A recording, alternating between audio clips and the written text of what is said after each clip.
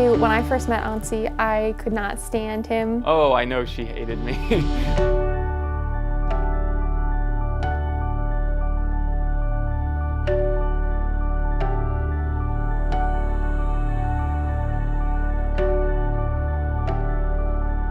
We were in freshman English class, literature class. I was having a really loud conversation with someone in the near vicinity about some contentious social issue, and being a 14-year-old, I was even more obnoxious than I am right now. We had one conversation, I think, all of freshman year, and it was a bit of an argument. And somehow she and I got into it briefly, and that was actually it, and I kind of forgot she existed. My mom likes to tell a story about me coming home and just saying that there's this one kid in my class and he was so annoying. That evening she went home to her mom and told her mom that she met this really obnoxious kid in English class, and the way I heard the story was her mom was trying to tell her, you know, that well, maybe, you know, he's not as bad as all that and you just got to give him a chance. And Elena said something along the lines of, no, I know he's just one of those kids I'm never ever going to like. So yeah, so here we are.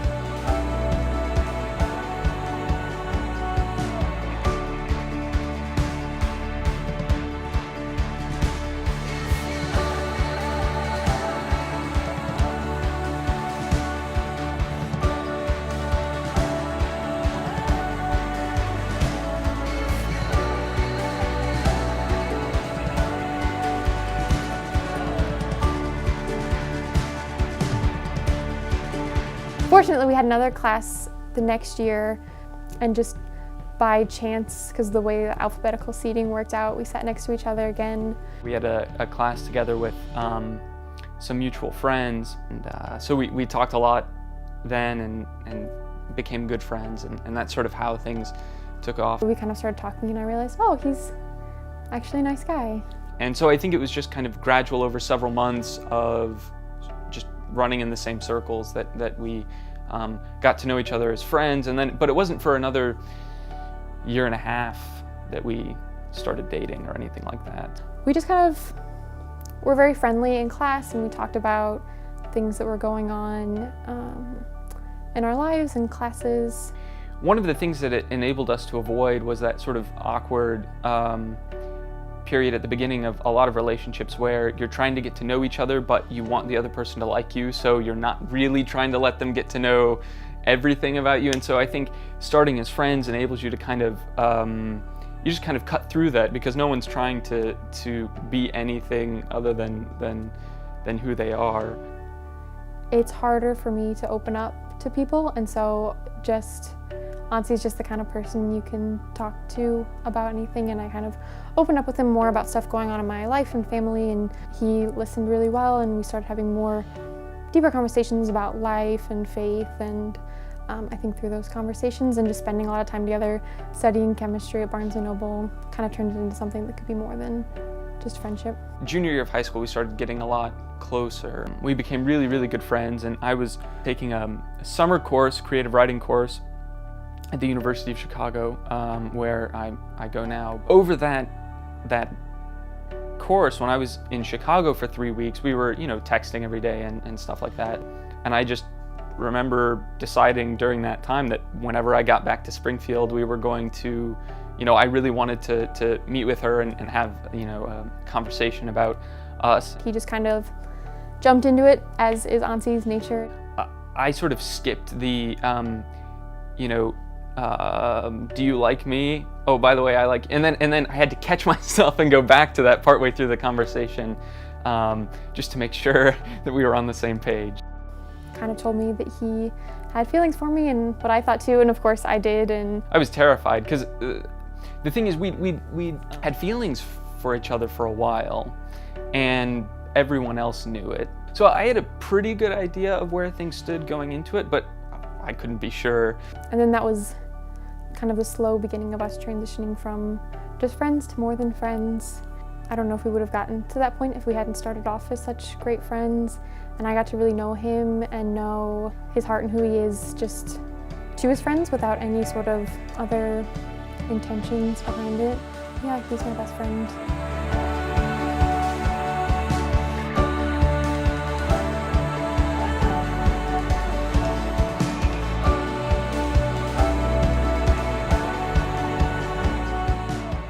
We had several conversations when she started thinking that she really liked St. Louis University better than Loyola in Chicago. And so that was actually, there were a couple of really difficult conversations there. He has had his heart set on the University of Chicago for a long time, and I think there was never really any question that that's where he would go. I loved SLU, but I also had a hard time choosing to not be in the same place as Ansi. She really liked St. Louis University, and there was no way I was going to try to get her to, follow me to school or something. I mean, I didn't want her to not go to the place that would be best for her, to try to go to the place that would be best for us if we didn't know if us was going to work out. So I didn't think it was worth it. Neither did Elena. She had no, didn't want to follow me to my school or whatever, and I didn't want that. So it worked out. I mean, we both kind of agreed that the course we had taken was the best course, but it was still difficult.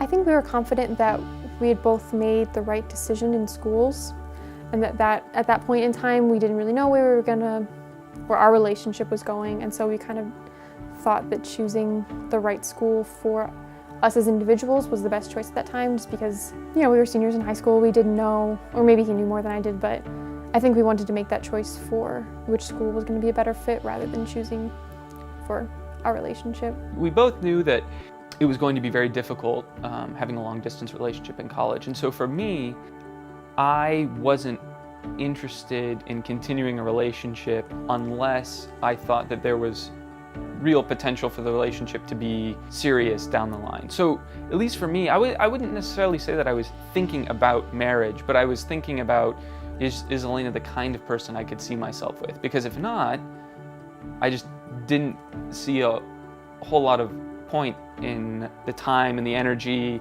and at times the pain and the frustration that would come being long distance if there just wasn't that potential. It got harder later when we realized where things were going, and we kind of maybe regretted the decisions we'd made, but it's taught me how to appreciate him and not take him for granted. We've learned great communication, great conflict resolution skills. Being able to resolve a conflict over Skype is difficult, but we've gotten better at it, and so I think it's taught us a lot of communication skills, and we really appreciate the time we have, and we're really ready for it to be done.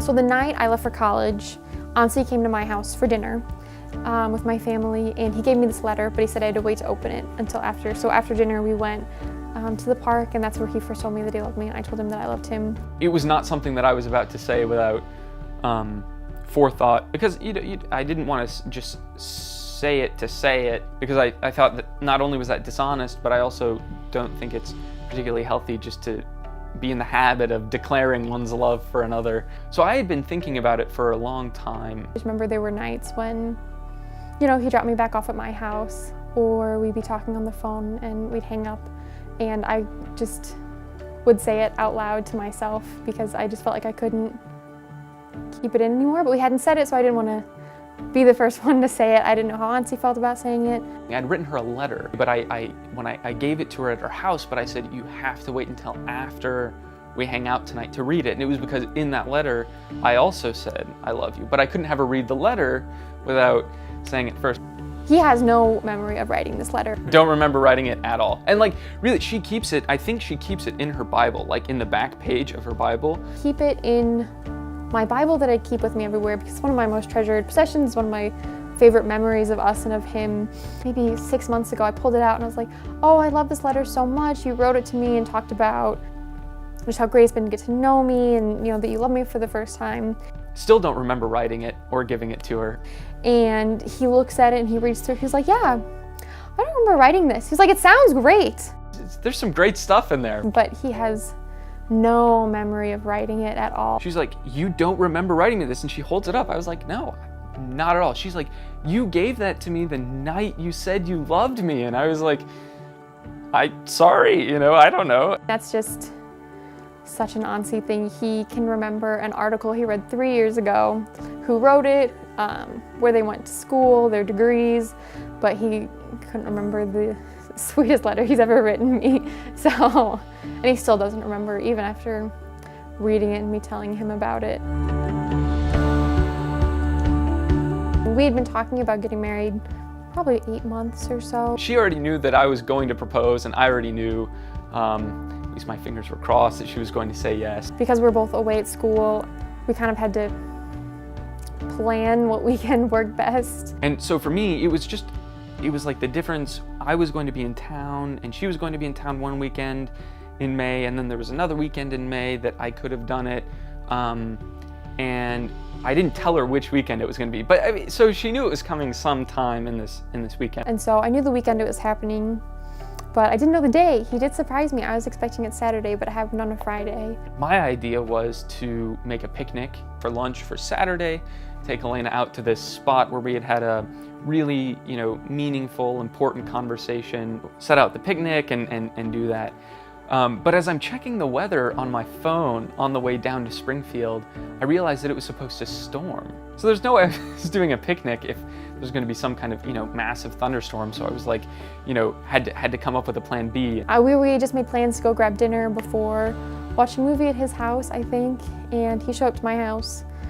First looking much nicer than I was because he knew what was happening, and I was just dressed for grabbing burgers before hanging out.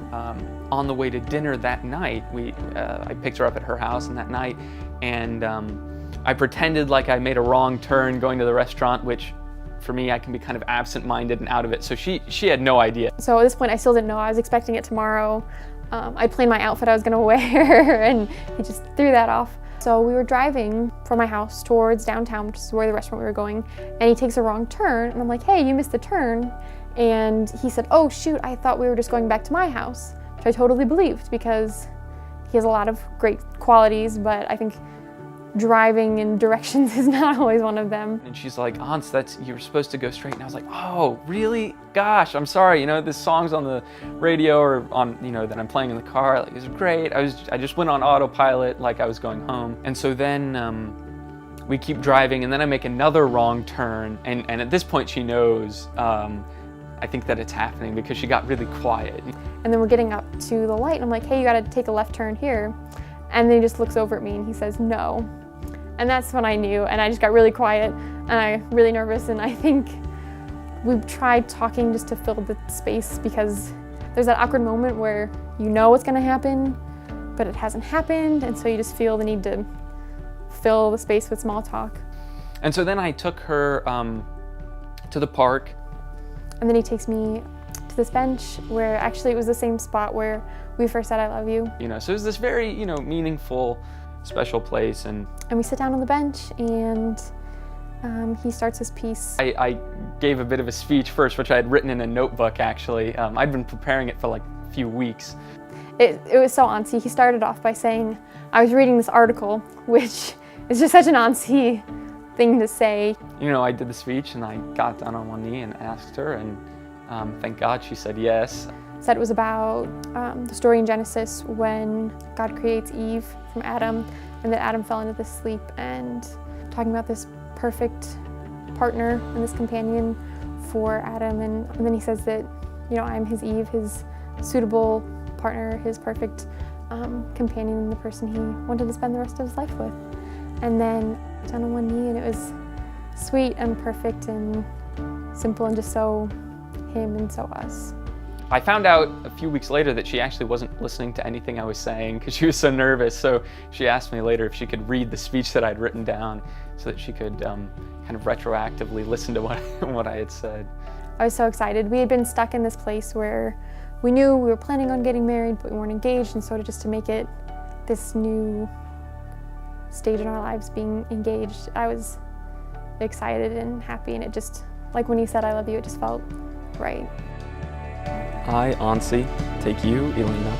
I, Elena, take you, Ansi, to be my wife. to be my husband, From this day forward, for better, for worse, for richer, for poorer, in sickness and in health, to love and cherish, to death do us part. till death do us part. According to God's holy law, In the presence of God, I make this vow. I make this vow. With this ring, I marry you, I marry you. all that I am, All that I am and all that I have, and all that I have, I give to you, I give to you. in the name of the Father, In the name of the Father, and of the Son, and of the Son, and of the Holy Spirit. the Holy Spirit.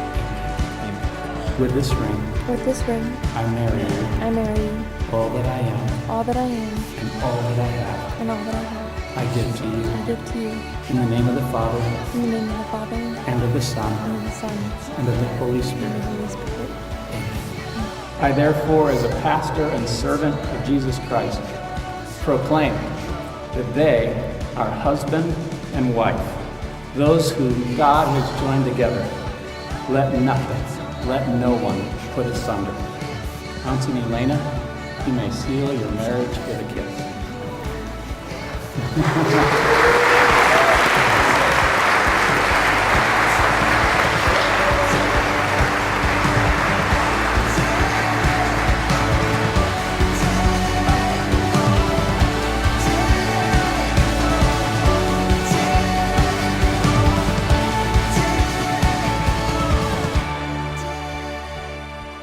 I'm looking forward to getting to know her even better and for her to get to know me even better. I think one of the most beautiful things about marriage is that it provides sort of a stable place where you can both know and be known completely without having to throw up any walls or defenses. Knowing her ever more deeply and being known more fully. Yeah, I guess that would be sort of my continual hope, over time that, 1 year, 5 years, 10 years, 50 years down the road that I will know her as well as anyone in the world ever has and love her more than I ever have at that point and vice versa. I think he has such a big heart and he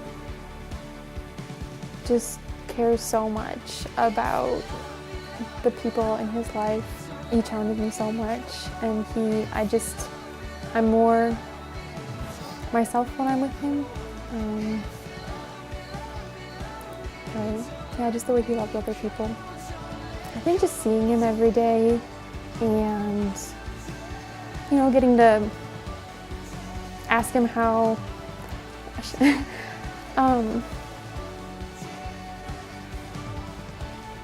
yeah, getting to come home to him every day and ask him how his day was and he can ask me how my day was and we can, just the little moments, making dinner together, going to the grocery store. I love going to the grocery store and he doesn't, but he knows that I do.